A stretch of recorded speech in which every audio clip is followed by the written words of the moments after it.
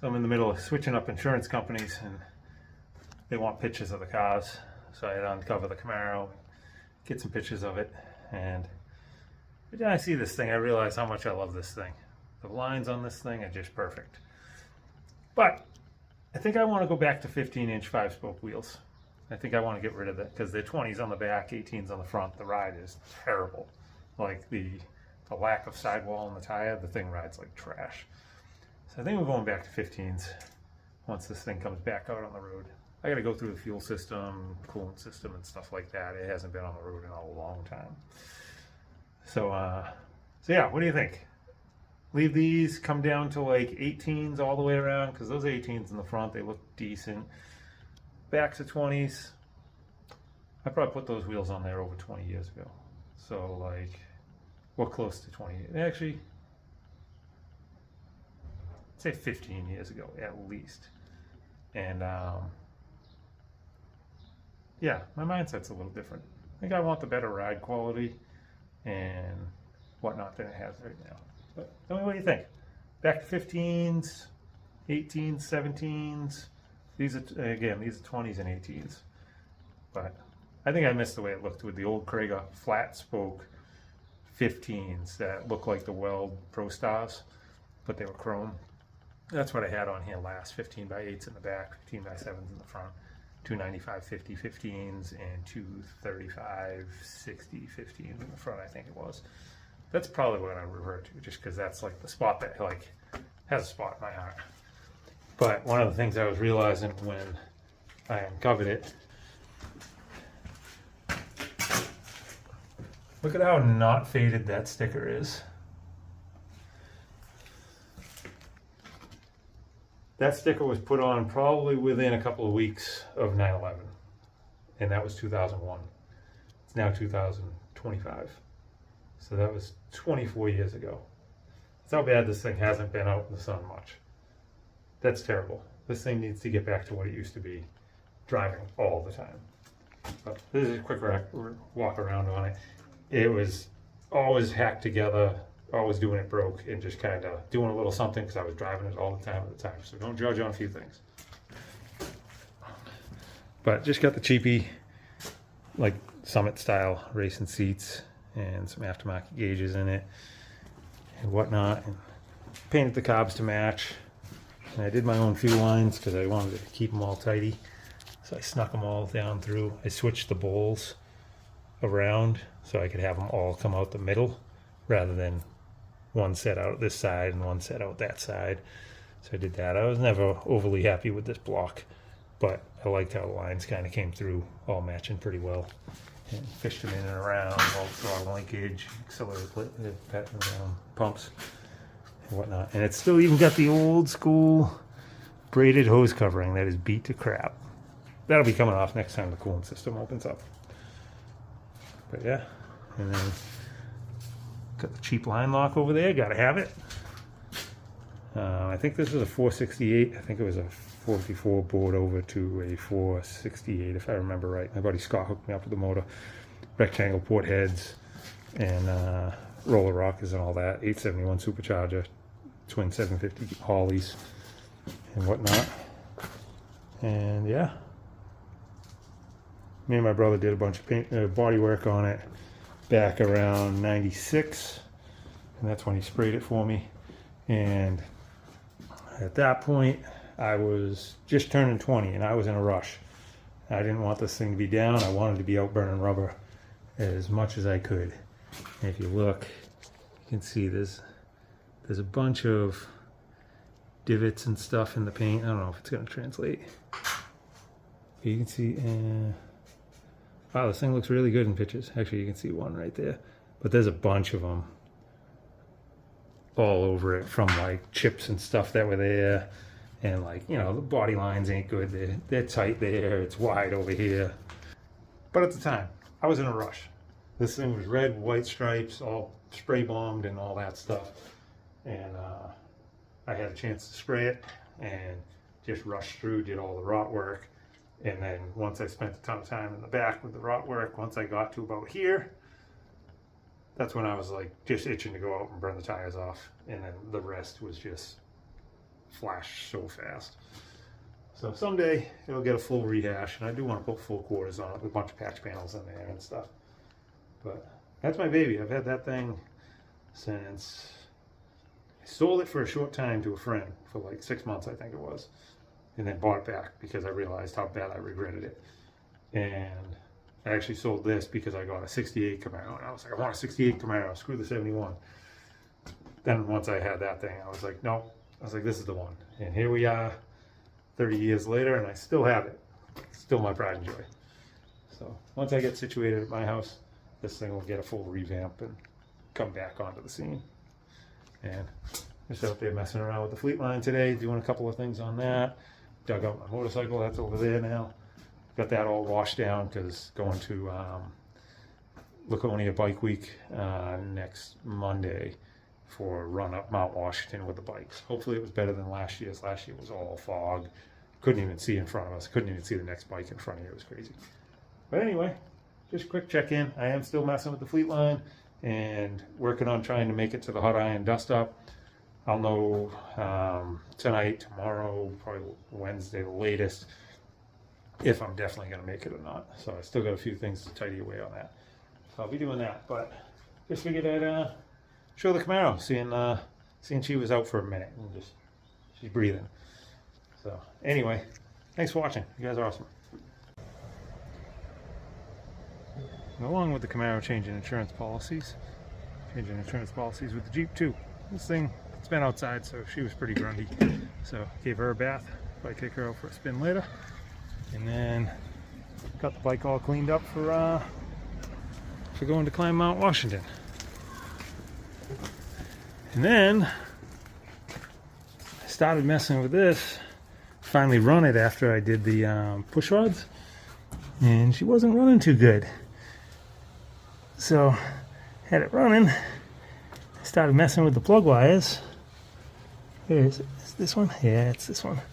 Even though it's got the protective sleeves on it, it was a little too close to the header. Burnt right through. Look at that.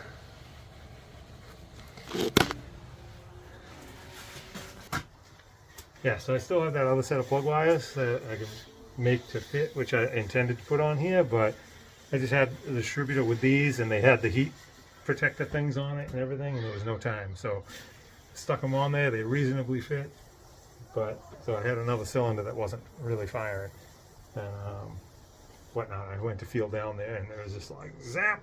I was like, yep, there's the problem. So I'll get on this maybe tomorrow, replace all the plug wires, and kind of go from there. See if we can get this thing ready for the dirt racing. Again, thanks for watching.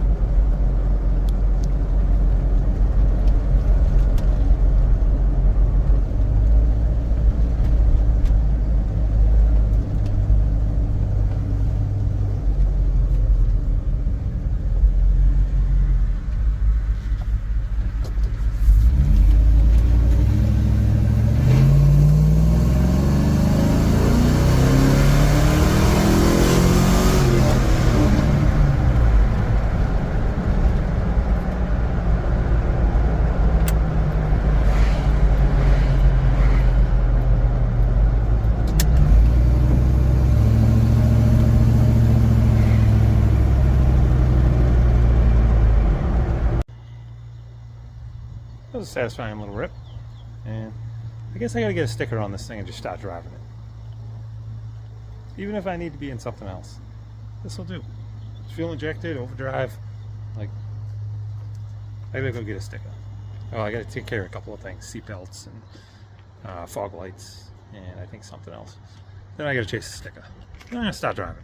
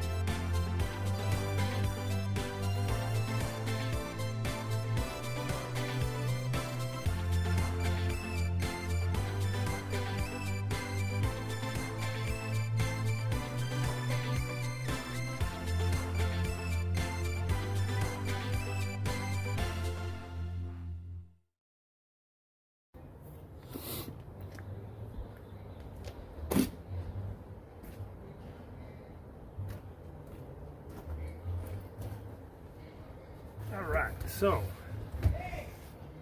carpet was taken out of this quite a while back to do some rust repair in the back and replace the carpet because we were getting a little water in at the doors and stuff like that. And it's just sat. And I have a lot going on right now. And this thing, it's swapped with a 5.3 out of a '01 Silverado and a 4L60 tranny, so it's got an overdrive. It's typically a good driving car. I had a misfire issue a little while back. I went through, did plugs and wires, and kind of like thinking it might have been injectors, but I think it cleared up. It very well could have been somebody put something in the tank, or just got a bad bad tank of gas or something like that. So right now, rather than not drive it, I'm just throwing the carpet back in. As you've seen in the video, in the time lapse probably, I put I just used 2 old license plates to cover up the rust holes, just basically to keep the mice out. So that'll be temporary for now until my house is done and I have more free time. And I also have to do some rot repair on the quarters on this thing. Not tragic, but a little bit. And recently, before closing down the other shop, I did some rust repair on the rockers and got that squared away ahead of time. But this hasn't really had much on the as far as making free time for its schedule. But I had to pull it out because I'm changing insurance companies and they wanted pictures of all the cars and stuff like that. So I figured I'd take it around the block, and that reminded me of how nice this thing drives, because I haven't driven it in quite a while, outside of bringing it up here to my brother's place. So yeah, so I'm just doing a quickie on it, throwing the carpet back in. Had a corroded wire here on the power seat on this side. I'm just jumping out the connector. I'll replace it with a weather pack connector later on when I come in and do some other work to this. I got some plans for this in the future. I think I'm going to turn this into a 2-door wide track, like a Cherokee, because that's what I had before, and I do miss it. And I will probably do that. Get the wide track fenders and for the front, and possibly see if I can get 2-door quarters for the back. If not, I'll just make it work. So yeah, so that was just a little side project today. I just intended to pull these out and get them cleaned up and get pictures taken of them. And here we are. Sometimes plans change and you go a different direction, and that's exactly what we did here. Just went a different direction. Not a bad direction at all, good direction, because for one, all the seat belts weren't in this thing, so I can't get a sticker on it, so I had to put those in anyway just to get the sticker.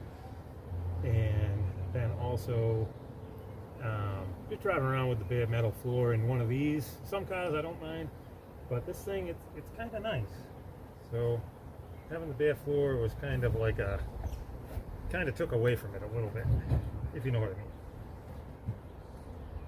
So I'm gonna just do this real quick, and right on the tail end of it, basically 2 more bolts in the back of this seat, tighten them down, and I think I'm done with it. Let's see if we can find this one. This one's being fun.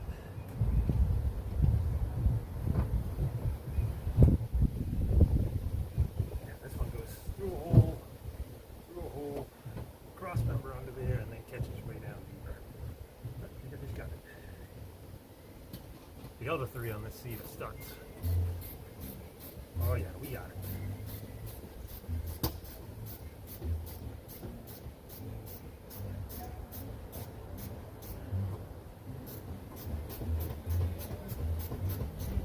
There we go. that's not a bad way to wrap up the day on this one.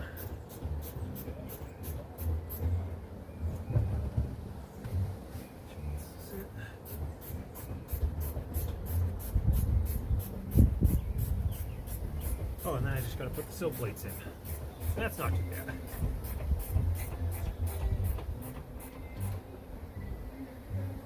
There you go. One down, 3 to go. So yeah, so I loosely got a plan on this one. I want to change the interior to black. I want to like to do the two-door conversion on it. We'll see how that goes. It's going to depend on if I can come up with solid fenders in the rear quarter flares. They don't reproduce the rear quarter flares for the wide tracks on these yet, which is a total shame, because they all rot out on the wide track ones, and it's like a key part of the car. It's like it's a built-in metal wheel flare basically. So when they rot out, they're pretty bad. The Cherokee Chief I had before, that had one that had a little bit of rot on it, and I managed to find a J10 pickup in a junkyard, and those have essentially the same flare. The inner structure of it is different. So I managed to get that to patch that one together. Yeah, stupidly I ended up selling that one too, just like the Charger, the 70 Charger there. So anyway, I know today's video isn't too exciting. It's just showing the Camaro a little bit and talking about changing insurance, getting the bike ready for next weekend. And that was good. That fired right up. Just needed a good bath, so that got its bath. And the reason why I'm changing insurance companies is I got my new policy in, and my insurance premium for just my daily driver pickup truck and the Malibu and my motorcycle came in at over $2,500. And I have a perfect driving record, and they're all basic coverage insurance, which is absurd. Massachusetts, you have to have insurance. Like you have to have basic insurance, basically. So yeah, so you have to have it. So I've had it, and insurance has just been going up as a whole. And yeah, this year, as I said, it went up to over $2,500. That's almost $1,000 more than it was last year. For no incidents. I didn't have no claims, no accidents, and no tickets, no nothing. In 1 year, $1,000 up. That's absurd. And my two classic cars, this one and the Camaro, that's up to $1,000 for the pair of them. So I'm gonna. That was one insurance company, and I switched to another. And my daily drivers, I'm switching to another one. In between switching those two, I'm going to save, let's see, $1,700. I'm going to save over $2,200 in total on insurance just by switching insurance companies. It's crazy. I hope everybody else isn't going through that. I hope that's just the insurance company I'm using, because that's pretty terrible.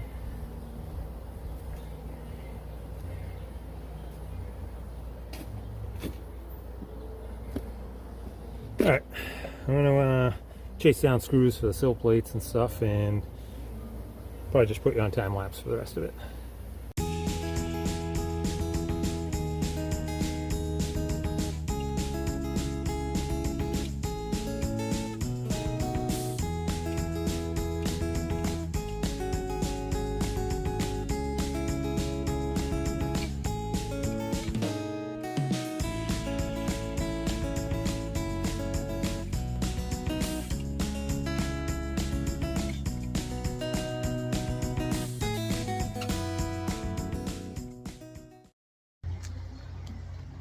Well, wasn't intending on getting that done, but we got that done. So all the carpets are back in there. That feels a little more comfortable.